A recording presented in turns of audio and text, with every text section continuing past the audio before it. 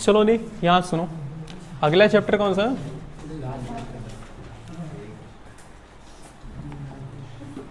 पढ़ने में मजा आएगा बिल्कुल, इसमें कोई दो राय नहीं। द्विघात समीकरण। अच्छा, द्विघात को ना थोड़ा सा अगर पोस्टमार्टम करो, पोस्टमार्टम समझते हो? छेड़ फाड़ करना। अगर द्विघात को पोस्टमार्टम करोगे तो क्या मिलेगा? द्वि मतलब क्या होता है? द्वि मतलब होता है दो, दुई दुई जिसे बोलते हो। घात मतलब घात। और समीकरण किसे बोलते हैं, कुछ बताओगे? व्हाट इज समीकरण? देखो, समीकरण किसे बोलते हैं? जिसमें क्या हो, जिसमें तीन चीज होना जरूरी है। एक चर होना जरूरी है। चर मतलब क्या? क्या जिसका मान बदलता रहता है। और अचर मतलब क्या? चर प्लस अचर दोनों होने चाहिए, और साथ में इक्वल का साइन होना चाहिए। ये तीन चीजें होनी चाहिए। चाहे जहां भी अगर तीन चीजें हैं तो समझ जाओ कि वो समीकरण होगा, अदरवाइज समीकरण नहीं होगा। हमने लिखा है सिर्फ 5x बराबर 2 लिख दिया। इसमें देखो तीन चीज है, तीनों चीज है कि नहीं? देखो, चर है कि नहीं? x है। अचर है कि नहीं? 5 है। बराबर है कि नहीं? है। तो ये क्या हो गया? समीकरण। तो अब द्विघात में दो मतलब दो, और घात मतलब क्या? घात होनी चाहिए। अगर हम इसकी मानक रूप की बात करें तो मानक रूप जान दो कैसा होता है इसका? मतलब ये दिखता कैसे हमेशा? ये दिखता है बिल्कुल ऐसे, ax स्क्वायर, ये दिखता है बिल्कुल ax square plus bx plus C बराबर 0। देखो ये, आप कहोगे सर इसमें तो एकदम भर भर की एकदम क्या है, अचर है। अचर तो दिखाई नहीं दे रहा, लेकिन जहां यक्स ये वाला क्या है, ये सब अचर होते हैं, और ए बी सी क्या है? अचर है। जहां जहां ए कामा बी कामा सी, ये सब के सब क्या है? सब के सब चर है। चर मतलब समझ रहे हो क्या होता है? चर मतलब होता है वास्तविक संख्या, यहां पर रियल नंबर, वास्तविक संख्या। वास्तविक संख्या मतलब कुछ भी हो जी, कोई भी नंबर हो, चाहे 1/2 हो, चाहे 5 हो, चाहे 0 हो, कुछ भी हो, बस वो संख्या होती है। मतलब यहां सिंपली कह लो ये क्या है? अचर है। ये क्या है? अचर है। अचर किसे बोलते हैं? जिसका मान फिक्स हो जाता है ना, फिक्स रहता है। और जहां यक्स, और यक्स क्या है? बिल्कुल ये एक वेरिएबल करने दीजिए, चर है। चर है, समझ रहे हो? जिसका मान क्या होता है? हमेशा बदलता रहता है। कोई पूछे कि द्विघात समीकरण का मानक रूप क्या, तो मानक रूप है ax square plus bx plus C बराबर 0। ये इसका मानक रूप है। जहां x, देखो अच्छा बताओ इसकी घात कितनी है? देखो घात 2 है, घात 1, तो इसकी सबसे बड़ी घात क्या है? इसी वजह से दो घात वाला हुआ कि नहीं हुआ? और चर है कि नहीं? देखो भाई, हमने तो चर, देखो x को चर माना है ना, x है, और अचर देखो कितने? 1 2 3, 3 अचर है। तो चर और अचर हो गया कि नहीं हो गया? और बराबर का चिन्ह भी है। इसका मतलब ये क्या? द्विघात समीकरण। यही एकदम स्टैंडर्ड फॉर्म होता है, इसे बोलते हैं इंग्लिश में, इसको स्टैंडर्ड फॉर्म बोलते हैं, मानक रूप को। स्टैंडर्ड फॉर्म है ये। कोई भी द्विघात समीकरण लिखा रहेगा तो समझ लो कि ये होना जरूरी है। और ये भी चीज होना जरूरी है कि यहाँ पर ए बी सी क्या होनी चाहिए? वास्तविक संख्या होनी चाहिए।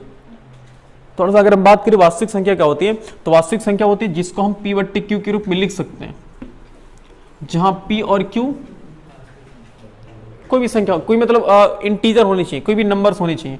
और नंबर, लेकिन हाँ वो नंबर कर्ड भी नहीं होना चाहिए, समझ लो। वास्तविक संख्या उसे बोलते हैं। पूर्णांक, पूर्णांक पढ़े ना? पूर्णांक क्लास 9 में ही पढ़ोगे नहीं? पूर्णांक, पूर्णांक मतलब जो एकदम एकदम बिल्कुल क्या होते हैं? एकदम मतलब पूर्णांक मतलब होता है कि उसमें कोई दशमलव चीजें नहीं आती है। जैसे कि कोई 2 हो गया, मतलब 1 2 3 4 5, ये सब क्या है? ये सब पूर्णांक है ना? ओके। तो जहां ए और बी, मतलब इसमें सिंपल समझ लो कि ए बी सी क्या होना चाहिए? बस कार्डी वाला नहीं होना चाहिए। वास्तविक मतलब इसमें वास्तविक संख्या होना चाहिए। वास्तविक संख्या की एक और नाम जानते हो? नहीं, रेशनल नंबर जानते हो? परिमेय संख्या। लेकिन परिमेय संख्या थोड़ा कहना उतना सही नहीं होगा जितना अच्छा कहना वास्तविक संख्या है। अभी समझ जाओगे, टेंशन लो। ये वास्तविक संख्या जिसे हम चर बोलते हैं। देखो वास्तविक संख्या कहने का ये मतलब है ना कि कुछ अचर है, अचर है, कोई बात नहीं। तुम लोग इतना भड़क कहे जा रहे हो?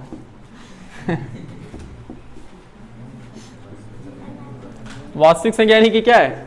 यानी अचर है।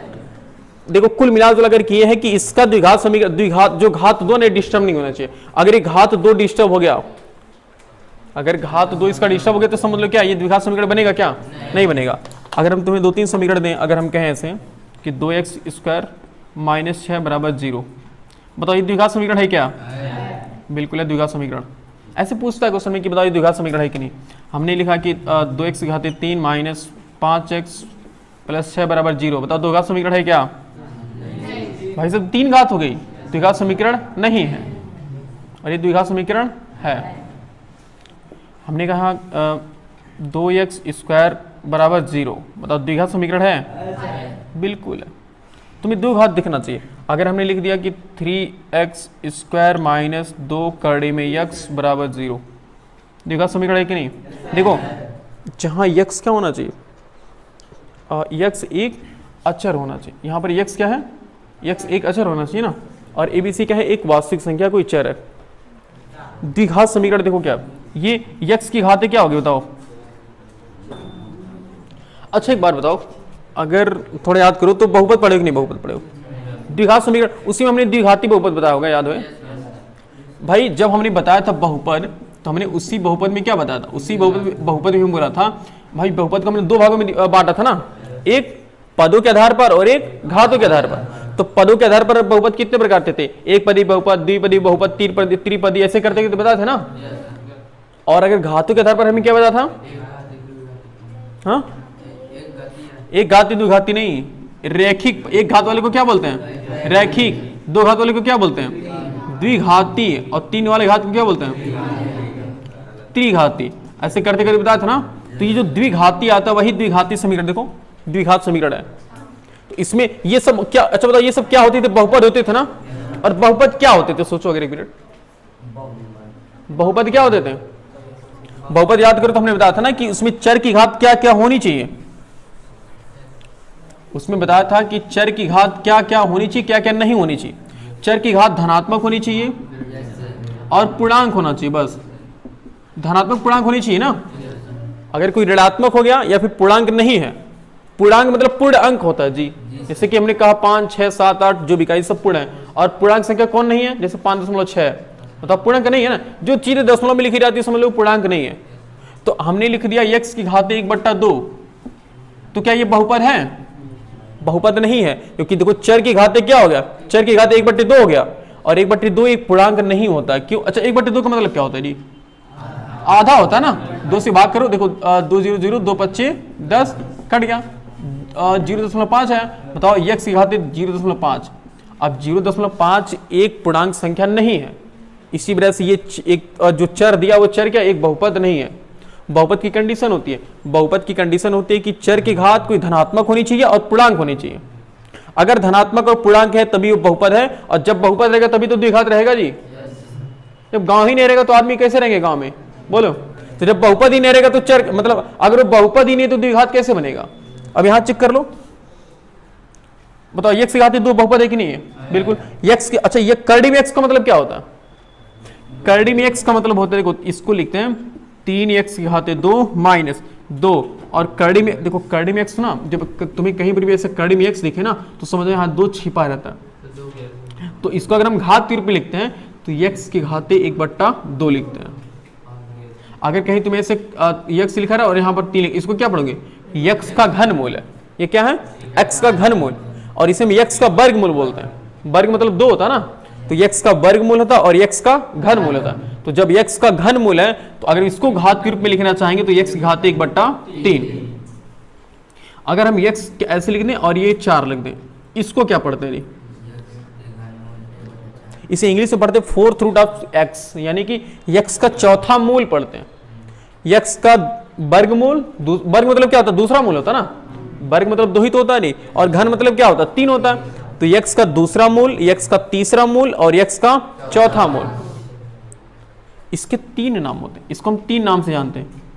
कुछ लोग करड़ी में कहते हैं, कुछ लोग वर्ग कहते हैं, कुछ लोग वर्ग करड़ी मतलब करड़ी में 2 कहते हैं, कुछ लोग कहते हैं कि √2 कहते हैं, मतलब ऐसे पढ़ते। इंग्लिश में देखो, इंग्लिश में कहते हैं कि इसको कुछ लोग स्क्वायर रूट 2 बोलते हैं, कुछ लोग सिर्फ √2 बोलते हैं, कुछ, और इसका रियल नाम क्या? सेकेंड रूट ऑफ x है, x का दूसरा मूल है।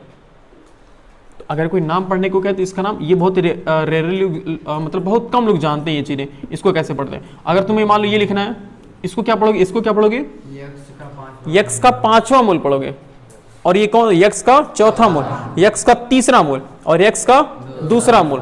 तो दूसरा मूल इसी वजह से इसको यक्स का वर्गमूल बोलते हैं और इसे यक्स का घन मूल बोलते हैं और यक्स का 4th मूल बोलेंगे। समझ पा रहे हो ये। तो उसी तरह से बताओ, ये अगर करड़ी में एक्स है तो करड़ी में एक्स को क्या लिखोगे, यक्स की घाते 1/2 बराबर 0। बताओ जब ये बहुपद है क्या, बोलो। अरे कैसे है भाई, कहावत सुनो, एक मछली पूरे तालाब को गंदा कर देती है।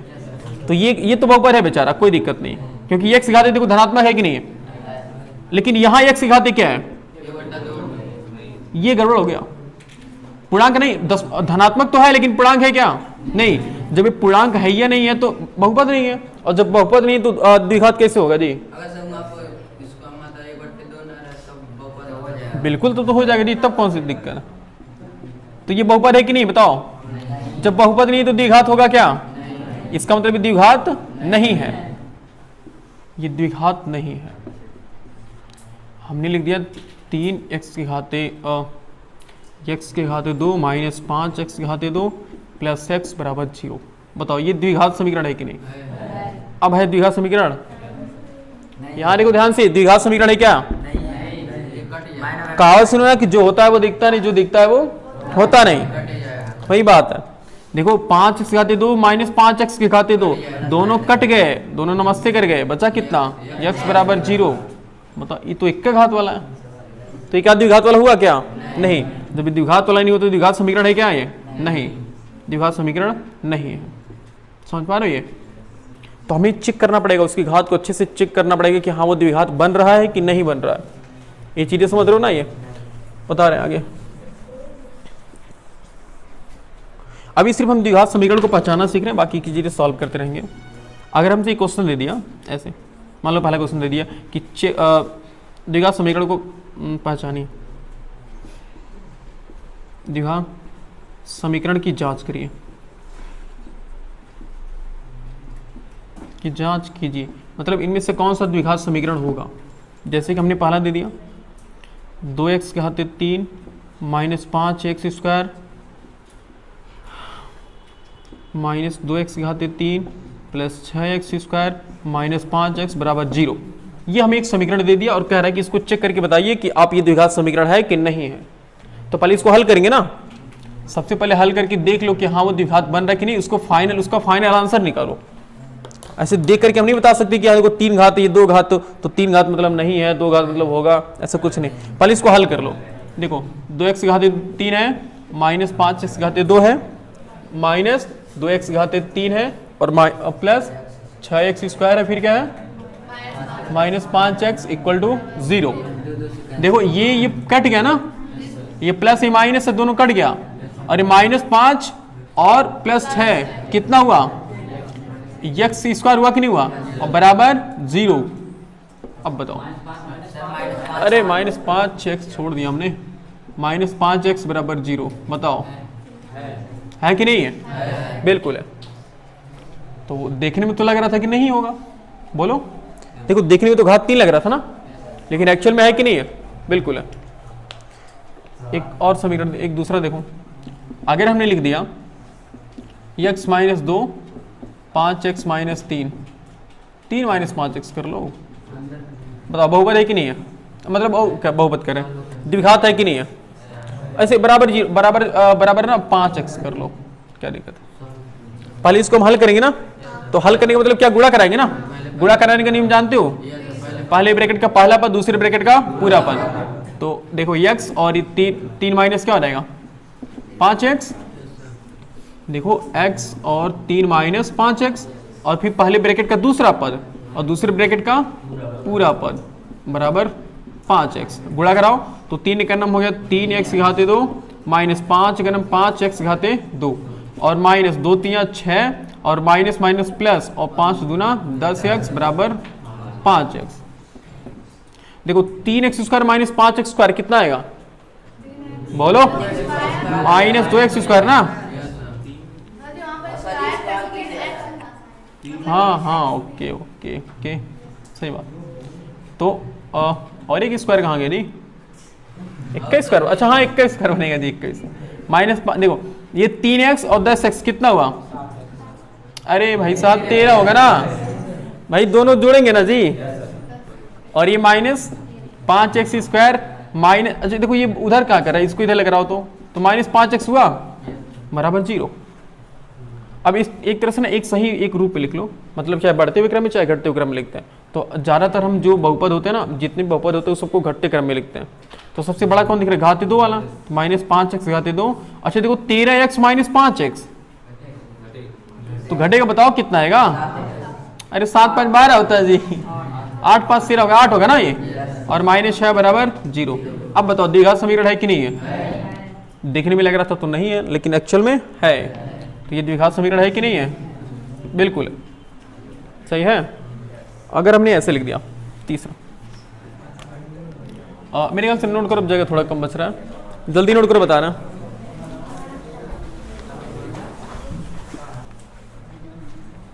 पहला देखो क्या हमारे पास, पहला है x माइनस 1 का होल स्क्वायर बराबर 2 ब्रैकेट में x माइनस 3।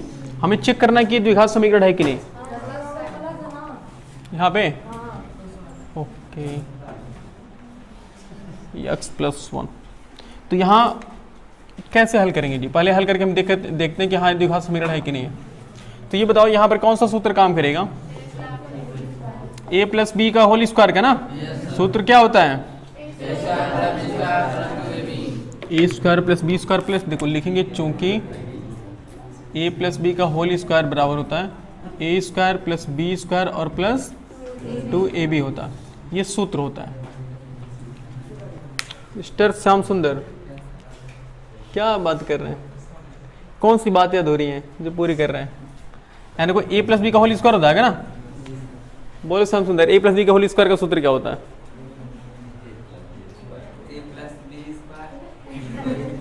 प्लस 2ab, हाँ a square plus B square plus 2ab। तो बताओ क्या होगा ये?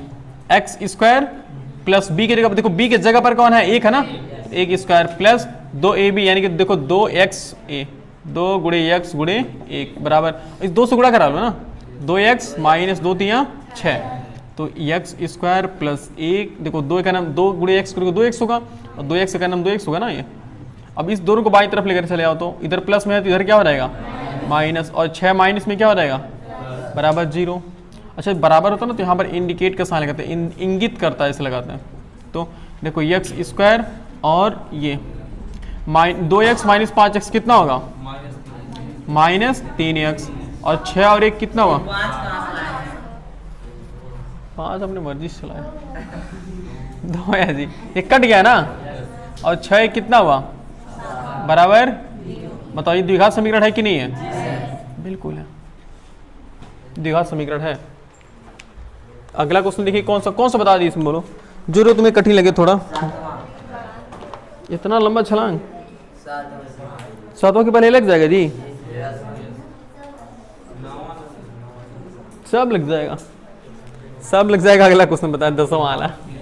चलो पहले का 9 बता, कौन 7वां ना, एक 7वां बता दे रहे हैं जी। देखो क्या है, x की घाते 3 minus 4x square minus x plus 1 बराबर x माइनस 2 का घाते 3। हाँ ये थोड़ा मजेदार क्वेश्चन है, मतलब हमें बताना है कि इसमें ये द्विघात समीकरण है कि नहीं, ये चेक करना। चलो बातें कम कर लो मिस्टर रावण, क्या हुआ? झगड़ा कर रहे हैं?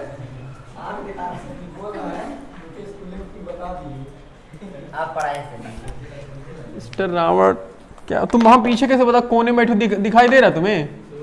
हम तुमको नहीं देख पा रहे, तुम हमको कैसे देखोगे? देखो एक कहावत है ना, ऐसे एक कहावत है, देखो एक चिड़िया, बिल्को को जानते हो? एक चिड़िया होती जानते हो? कोई चिड़िया थी बांस में जो रहती, मतलब जो चिड़िया बांस में रहती है ना, तो एक कवि थे वो लिखे थे कि एक मतलब बांस था, तो इस बांस की जस्ट पीछे, जैसे मान लो ये बांस की खूंटी है, ऐसे खूंटी लगी थी, खूंटी समझते हो ना बांस की? अच्छा वो जा रहे बांस होते हैं, तो एक चिड़िया यहाँ बैठी थी और एक चिड़िया यहाँ बैठी थी, दोनों एक दूसरे को देख रहे थे। तो कभी क्या लिखते हैं कि इस चिलवन मतलब बांस होता है, चिलवन को हम बांस बोलते हैं, मतलब वो कवि की भाषा थी। तो कवि क्या कर रहे हैं, इस चिलवन से वो देखे, उस चिलवन से वो देखे, लेकिन एक्चुअल में ना ऐसे नहीं था जी। रुको बताते हैं। देखो थोड़ा सा हम इतने डीप नहीं जाना चाह रहे थे। देखो एक ये चिलवन है, मतलब बांस की खूंटी को चिलवन बोलते हैं, एक ये है और एक ये है, तीन था। तो इन दोनों, देखो एक चिड़िया यहाँ बैठी थी और एक चिड़िया यहाँ बैठी थी, और इन दो चिड़ियों के बीच में एक खूंटी थी, एक और खूंटी थी, चिलवन। तब कभी क्या कर रहा है, देखने में दोनों को देखने में प्रॉब्लम हो रही है। ये बेचारा अच्छे से उधर नहीं, ये बेचारी उधर से नहीं देख पा रही अच्छे से। तो कहते हैं कि इस चिलवन से वो देखे, उस चिलवन से वो देखे, लगा दो आग चिलवन में वो उधर से वो देखे, इधर से ये देखे। मिस्टर रावण, तो आपको दिक्कत हो रही है देखने में।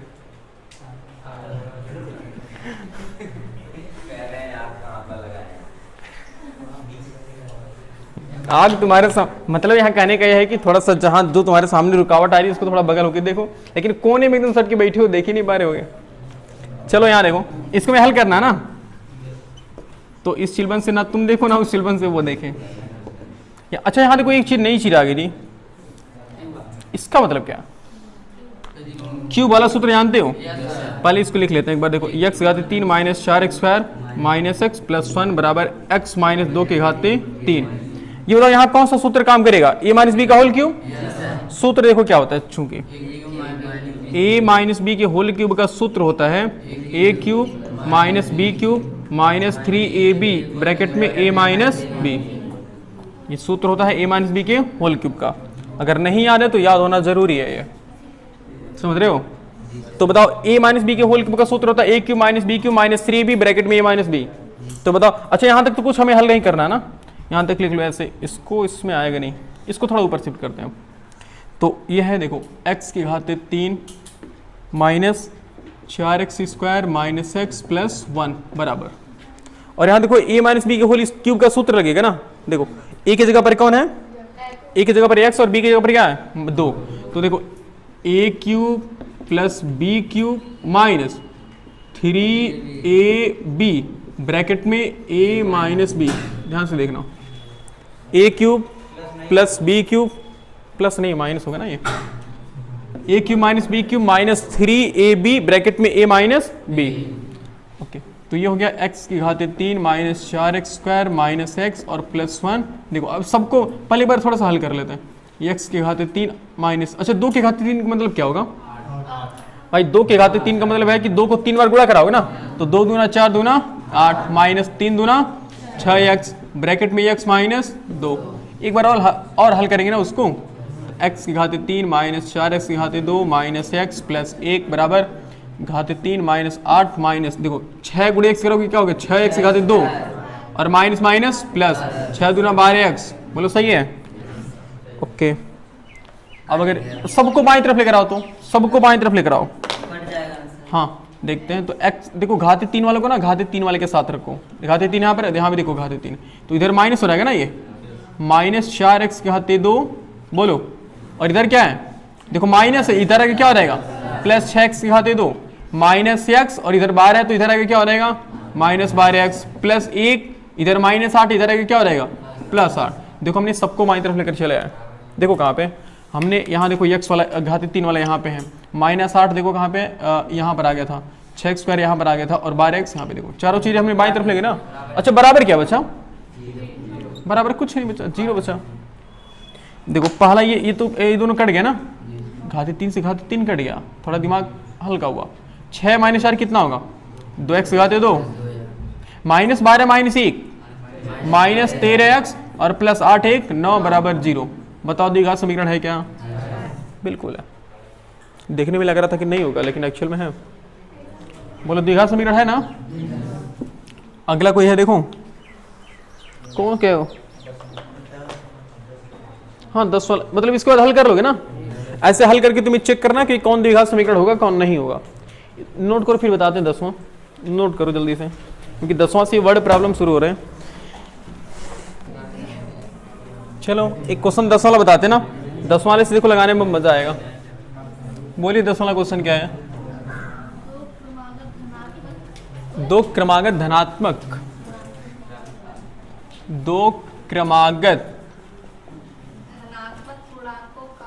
धनात्मक पूर्णांकों का गुणनफल। भाई इतनी विचित्र आवाजें कहाँ से आ रही हैं? खटपट की आवाज आ रही है। हाँ, गढ़े जाओगे जान लो। पूर्णांकों का गुणनफल कितना है? 306 है। हमें पूर्णांक को ज्ञात करना है। हमें हाँ, नीरज तुम्हारे पास से आ रही है आवाजें?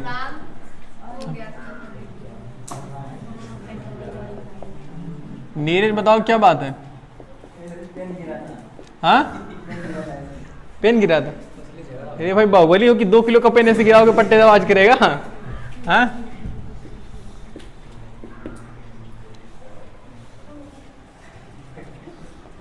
देखो यहाँ 3 वर्ड थोड़ा ना एकदम बहुत अच्छे वर्ड है, बस ये 3 वर्ड समझ जाओ तो पूरा एकदम ये क्वेश्चन हलवा है।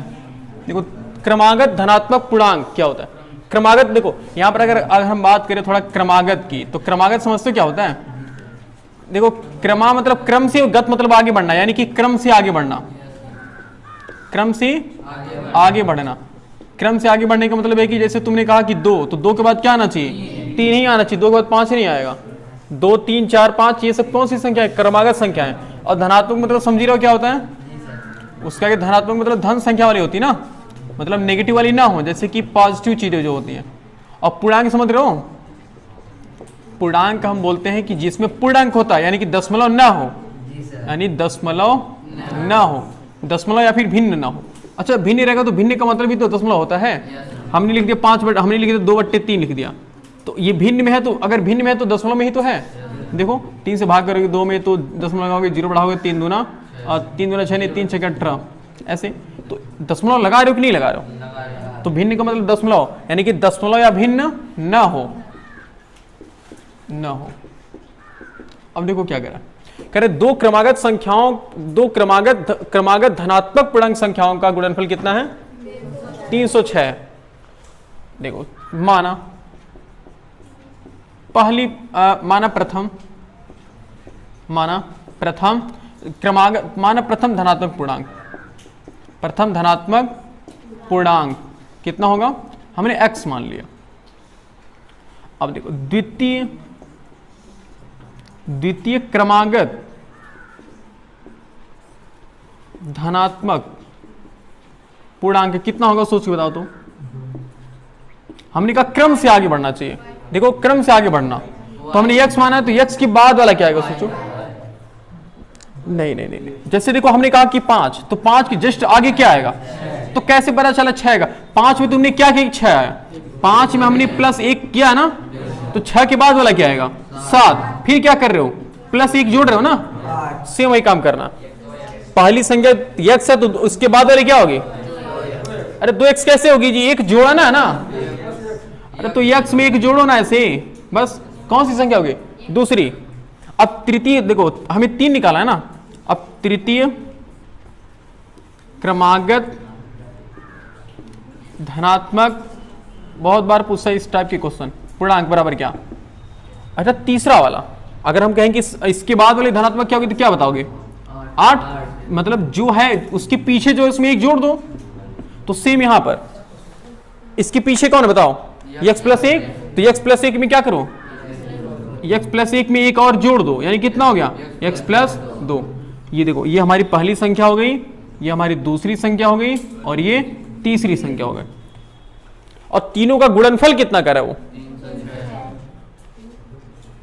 गुणनफल है कि जोगफल है जी? 3 क्रमागत धनात्मक पूर्णांकों का गुणनफल कितना है? तो वही तो हम कह रहे हैं जी, इसे 3 घात बन जा रहा है। अच्छा 2 तो लिखा है जी, कहां हम 3 पढ़ रहे हैं? मिस्टेक। चलो इतना ही है, हमने एक आगे पढ़ लिया, कोई बात नहीं। मतलब 3 अगर देगा तो भी निकाल लोगे ना, हालांकि 3 कभी देने वाला नहीं है। अगर 3 देगा तो वो क्यूबिक बन जाएगा, 3 घात वाला बन जाएगा। अब देखो दो क्रमागत धनात्मक पूर्णांकों का गुणनफल कितना? 306। हमने दोनों संख्या निकाल दिया ना। अब प्रश्नानुसार क्या कर रहे हैं? प्रश्नानुसार दोनों का गुणनफल कितना आना चाहिए? 306 आना चाहिए ना। गुणनफल यानी कि देखो x है, दूसरी संख्या क्या है x प्लस 1, दोनों का गुणनफल कितना आना चाहिए 306। समीकरण बन गया। इसको हल करने के बारे में देखो क्लास 9 में तुम्हें थोड़ा मोड़ा हल करना सिखाया गया होगा, हालांकि हम यहाँ सॉल्व करते हैं। तो x से गुणा कराओगे क्या हो रहेगा x स्क्वायर प्लस x बराबर 306, 60 नहीं मास 6। देखो x स्क्वायर प्लस x 306 को बाईं तरफ कराओ क्या हो रहेगा बराबर 0। हमें क्या करना था, हमें पूर्णांकों को ज्ञात करना है ना, ऐसे में सिर्फ इतना करके छोड़ना नहीं है। अब यहां से अगर ध्यान दो तो मध्य पद को दो भागों में तोड़ने वाला नियम है कि नहीं है। तो पहले और तीसरे काम क्या कराते हैं, जिनको नहीं पता ध्यान से सुनते रहो। अगर देखो द्विघात समीकरण है और 3 पद है उसमें, तो पहले और तीसरे का क्या कराओ गुणा करा लो और चिन्ह के साथ। तो यहाँ x स्क्वायर है, यहाँ माइनस 306, तो माइनस 306 x स्क्वायर, बोलो सही है। अब बीच वाले पद को हम सेट करते हैं और ऐसा सेट करते हैं कि गुणा करने पर ऊपर वाला और जोड़ने घटाने पर बीच वाला आना चाहिए। मतलब गुणा करने पर 306 x घाते 2 आना चाहिए और जोड़ने घटाने पर कितना आना चाहिए x, मतलब 1 आना चाहिए। सोचो तो अब इतना बड़ा 306 तो हम सोच नहीं पा रहे हैं, इसी वजह से हम क्या करेंगे 306 को कहीं कोपचे में गुणनखंड करा लो, 2 से गुणा भाग करो, 2 का नाम 2, 15 दूना 30, 2 3 6, बोलो सही है। 3 से कटेगा ये, 3 5 15 और 3 का नाम 3 और 3 17 51, बोलो 3 17 51 होता है, 17 करना 17। अब इन्हीं कंफर्म हो गया कि हाँ इन्हीं में से कोई ना कोई चीजें आएंगी, कंफर्म है। 306 153 51 और 17, मतलब ये नहीं इसमें देखो 2 3 3 और 17, इन्हीं में से किसी न किसी को सेट करना होगा ताकि हमें ये आए। एक सेट करें, देखो कैसे 2 तियां 6 तियां 18 गुणे 17 कर लो। देखो 18 गुणे 17 ये आएगा कि नहीं आएगा, बिल्कुल आएगा। और 18 में से 17 घटाओगे एक आएगा ना, तो हमें कंफर्म होगा कि हाँ 18x और 17x होना चाहिए। हमें बड़े वाले का चिन्ह प्लस होना, हमें अच्छा घटाने पर एक आएगा कि जोड़ने पर आएगा, नहीं एलियन घटाने पर आएगा ना, कैसे बात करते हो नहीं।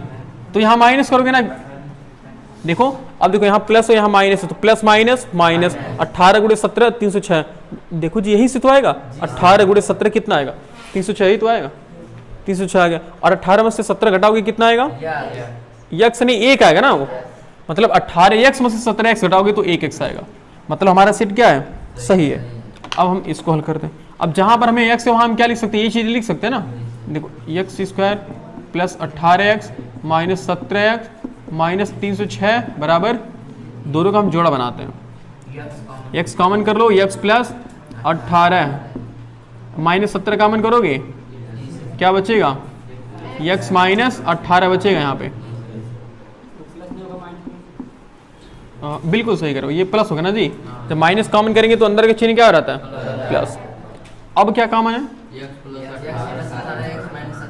x प्लस 18 बचा क्या बराबर 0। अब देखो यहां से, अच्छा बताओ कभी भी दो चीजों का गुणनफल 0 आ सकता है। सोचो कोई भी दो संख्या मुझे बताओ जिसका गुणनफल 0 आ जाए, नहीं होगा। दो संख्याओं का गुणनफल कभी 0 नहीं हो सकता। हाँ एक कंडीशन में 0 हो सकता है, उनमें से कोई एक संख्या 0 होनी चाहिए। भाई किसी भी संख्या में से कोई एक संख्या अगर 0 है तो पूरा 0 बना देगा। जैसे 5 में क्या गुणा कराओ कि 0 हो जाए, तो 0 ही गुणा कराओगे तो क्या आएगा 0 आएगा। तो अब कंफर्म है कि या तो ये 0 होगा या तो ये 0 होगा ना भाई, दोनों में से कोई ना कोई एक 0 होगा। तो यदि x प्लस 18 बराबर 0, तो x बराबर कितना आ जाएगा माइनस 18, एक मान निकल गया। और यदि x माइनस 17 बराबर 0, तो x बराबर 17, यहां तो दो मान x क्या आ गए। अब चेक करना कौन सही है हमारे लिए, तो ये वाला सही कि ये वाला सही है। भाई साहब क्वेश्चन में देखो, क्वेश्चन में कह रहे थे कि धनात्मक पूर्णांक धन वाली चीजें सही होंगी, तो 17 सही है ना। अब लिखोगे अतः प्रथम धनात्मक पूर्णांक संख्या, प्रथम धनात्मक पूर्णांक संख्या बराबर कितनी आ गई। देखो हमने कितना माना था, x माना था ना पहले वाले को, तो x कितना आया 17, तथा द्वितीय क्रमागत धनात्मक